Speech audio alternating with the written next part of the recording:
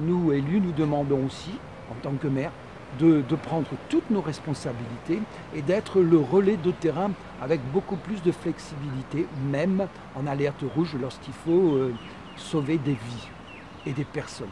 Donc c'est bien la démarche qui est donnée, c'est une démarche constructive, volontaire, et que chacun puisse se donner la main parce que le principe c'est de sauver des vies. Est-ce que ça peut passer par des arrêtés municipaux par exemple? Ça peut aussi, pourquoi pas, mais ça peut être un projet global. Moi je pense qu'il faut avoir un projet global. Aujourd'hui, à situation exceptionnelle, il faut réponse exceptionnelle. Il est clair qu'aujourd'hui, on est au point de départ d'un nouveau système d'alerte. C'est la question que j'ai posée au préfet, c'est la réponse qu'il m'a donnée. Il est évident que ce système existant n'est pas, à mon sens, très lisible, et qu'il faut faire évoluer. La population aujourd'hui ne s'y retrouve pas et les communications, les informations doivent arriver à temps.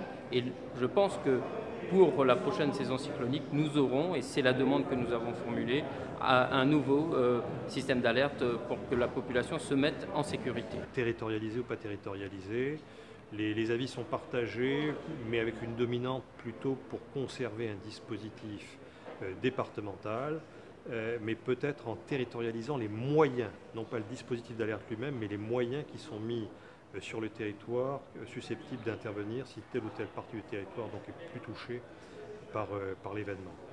Mais globalement, la territorialisation du système d'alerte qui a été tentée il y a quelques années, qui visiblement ne s'est pas révélée concluante, n'est pas souhaitée. Nous ne sommes qu'au début d'un processus. Ce n'était pas une réunion, encore une fois, conclusive.